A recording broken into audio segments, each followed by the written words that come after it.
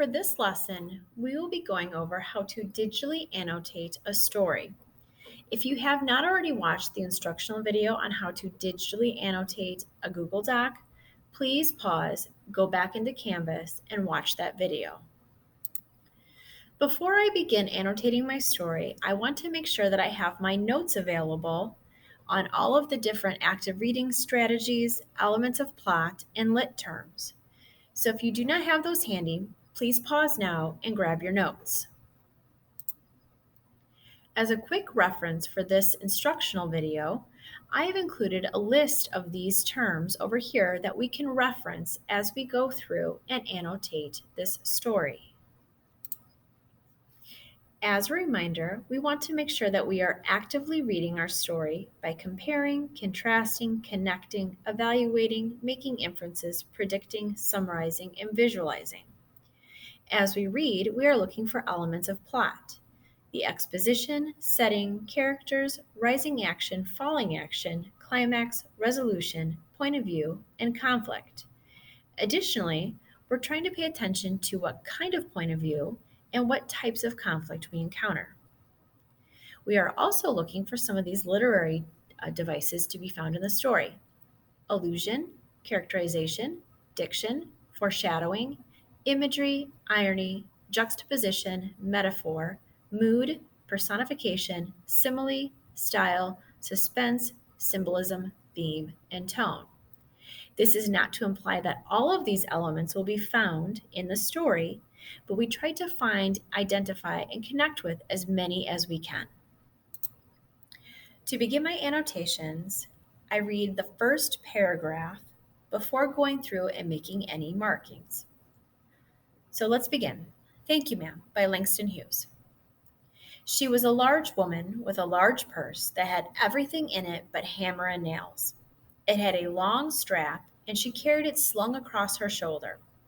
It was about 11 o'clock at night, and she was walking alone when a boy ran up behind her and tried to snatch her purse. The strap broke with the single tug the boy gave it from behind, but the boy's weight and the weight of the purse combined caused him to lose his balance, so instead of taking off full blast as he had hoped, the boy fell on his back on the sidewalk and his legs flew up. The large woman simply turned around and kicked him right square in his blue jean sitter. Then she reached down, picked the boy up by his shirt front, and shook him until his teeth rattled. After reading this first paragraph, I can already pick out a couple of characters and some characterization. So let's start there with our annotations. First, we have a woman. We don't have a name yet, but we know that it's a woman because it says she. So I'm going to highlight this first line here. I'm going to add my annotation, intro to character.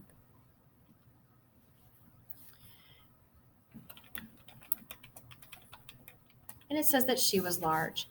I don't yet know if that's relevant information, but I'm going to mark it just in case it factors into how I evaluate this character later on. It also comments on her purse. So, large purse with a lot of stuff. What might this tell me about her? She is resourceful, maybe? I'm going to put a question mark there because I don't have yet enough information to make that evaluation, but I'm going to take a guess, which is kind of dipping into the predicting. I'm going to click comment so that my annotation stays. In addition to the woman, I'm also introduced to another character, the boy. So I'm going to find this piece here because this gives me some information about the boy.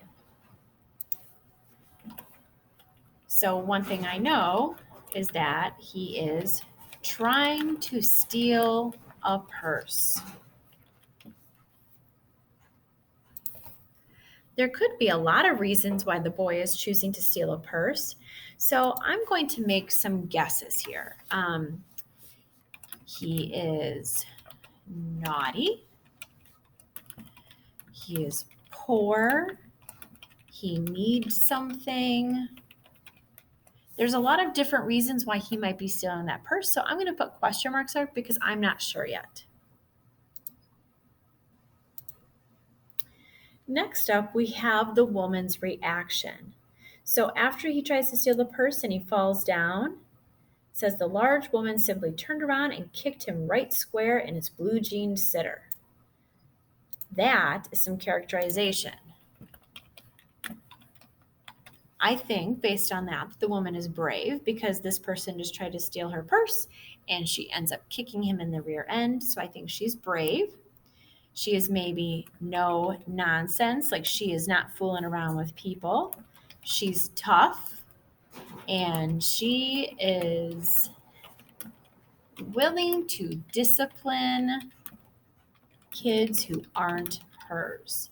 That alone might tell me something, but I'm just going to leave it right there. So after I go back, I go through and I read more, I might be able to add more information to how I choose to evaluate these characters. Going back up earlier in this paragraph, I also have some information about the setting. It was 11 o'clock at night. So I'm just going to put a little note here about the setting. So I've annotated a few things in this first paragraph. I'm going to go over to my notes and just scan through and ask myself, is there anything else that I could pick up on and annotate for this paragraph? Going through, I think I want to also make a prediction. So I'm just going to come right here to the end of the paragraph. I'm going to highlight. I'm going to put prediction.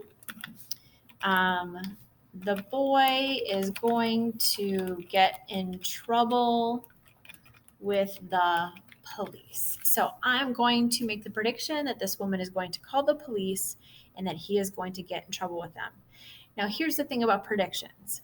It's a reasonable prediction based on what I've read so far and what I know of the world, but predictions aren't guaranteed to be right. We have to read more information, more of the story, to determine whether or not our prediction was correct. So it's okay to make a prediction that ends up being wrong. The idea is that you're actively engaging with the text and you're trying to make a reasonable guess at what might happen. So I'm going to add my prediction here. And I'm going to click comment to make sure that my annotation stays. Now, one more quick scan to see if there's anything else that I feel that I needed to add. I'm going to assume at this point that the point of view is not first person, but I'm going to hold off for just a little bit and make that determination. Going through my lit terms, taking a look here, I'm actually going to pick diction. I'm going to take a look at that because I feel like this piece right here, blue jean sitter, I've already highlighted that, so I have a comment already, but I'm going to add to it down here because I think that is interesting diction, interesting word choice. And that tells me a little bit about maybe the tone that the author is trying to set. So I'm going to add tone here. So it's a little playful, maybe. That remains to be seen. Okay, now I'm going to move on to this next little piece here. After that, the woman said, "Pick up my pocketbook, boy, and give it here."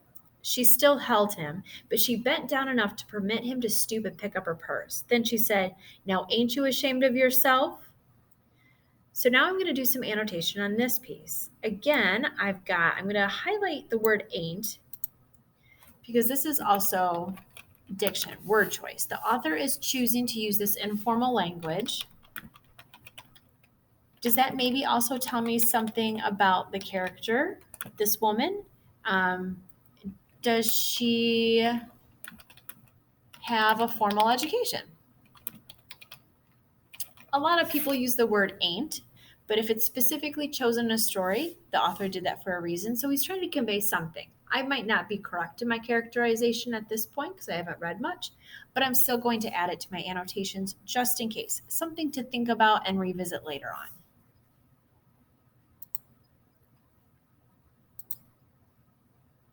I'm also going to highlight at the beginning here, "Pick up my pocket, boy, and give it here." So it really goes beyond this line a little bit, but I'm going to highlight just that piece because I think this is also some characterization. This woman is bold, right? This person just tried to steal her purse, but she grabs him and she kind of shakes him and kicks him and says, "Now pick up my purse." She definitely does not fear this person. At least from what I've read so far, she does not seem to fear this person the way that she is interacting with him. So I'm going to add that there. Now I'm going to move on. I'm going to read through some of this dialogue here. Firmly gripped by his shirt front, the boy said, "Yes'm." The woman said, "What did you want to do it for?" The boy said, "I didn't aim to." She said, "You a lie." By that time, 2 or 3 people passed, stopped, turned to look, and some stood watching. "If I turn you loose, will you run?" asked the woman. "Yes'm," said the boy. So a couple of things catch my attention here. One is this right here, this word. So here we have diction, again, word choice. But I think this is also characterization. So I'm going to add both of those there. Now, I'm focusing in on that word choice, but I think it tells me something about the boy. So what I find interesting is although he just tried to steal the woman's purse, he's saying yes'm, which is like a contraction abbreviation for yes, ma'am. I find that interesting because he's showing her a bit of respect, even though he just tried to steal her purse. So the boy is respectful, and I'm going to put a question mark there because that, although he says yes, ma'am, it's in contrast. That word is in juxtaposition with his actions. So I'm going to add that as well. Actions versus words. So it's a very interesting contrast that the author has set up for us pretty quickly. So you have this young man who's done something naughty, but he's using words that seem respectful. Now this right here, the boy said, "I didn't aim to," and then she replies, she said, "You a lie." Again, I think that goes along with my characterization of the woman, that she is bold because she does not care to, or she doesn't mind calling this young man out when he makes the claim that he didn't mean to try to steal her purse. She knows he's full of it, and she calls him out on it without hesitation. And then again, I'm going to come down here where she asks him if he's going to run, and he says yes, yes'm. So that contraction for yes, ma'am. I'm going to put the same thing as I did before. So he's still responding respectfully. So I wonder if he is in some way respectful. Okay, so now that I've read through this bit, I'm going to come back over here to my notes and I'm going to scan through. Is there anything else that I should be catching on my annotation? You know what? Point of view. So I'm going to go through and I'm going to determine, is this first or third person? Okay, so although we have things like I, that is in dialogue. So that does not influence our determination of what kind of point of view it is. I need to look at things that are not within dialogue. So we're talking about the boy, the woman. So this is definitely not first person. I think we're looking at third person here. I'm not quite sure yet if it is third person limited or omniscient. I need to get a little bit more information to make that determination. But I'm just going to come up here. I'm going to just highlight this word right here for something like this. Actually, I'll do the boy. I can make that determination or that annotation attached to wherever I want. Point of view, third person. I'm going to go down here. I'm going to say limited or omniscient question mark, because I need to come back and make that determination. Now, after I read a little bit more and I say, you know what, I feel confident that is this type of third person narration, all I have to do is come up here and I can reply to myself and add that to my annotation after I've made that determination for myself. Okay, scanning through. So that was point of view. I think we can also identify a conflict here, right? So we have a conflict of person versus person. We have the boy versus the woman. So let's highlight. So this has been established, this whole encounter up here. But let's just come right here. I'll just highlight this part right here. And I'm going to do conflict, person versus person, boy tries to steal woman's purse. Okay, so I've identified my conflict. Now coming through here, setting characters, got that. I'm going to read a little bit more before I make a determination about maybe there's an additional conflict that I can add to. I don't think we've gotten to the climax yet. So I'm going to come over here to my lit terms, and I'm going to do a quick scan through here to see if there's anything else that I should pick up on and annotate. Looking through my list, I don't think there's anything else I'm going to add at this time. Now, this is what's really important to remember is that I can always go back and add more annotations. And that's actually really important to do because once you've read through the entire story and you have an idea of what the big picture is, you can think back and say, oh, I missed that. I didn't realize that that was hinting towards this, or I didn't realize that that was a symbol until I got a bigger picture. So remember that even though I might not be picking up on some of these things in the beginning, that doesn't mean that I might not come back later and add more to my annotations. So keep that in mind. So that is a really quick and basic rundown of how you might begin your annotations.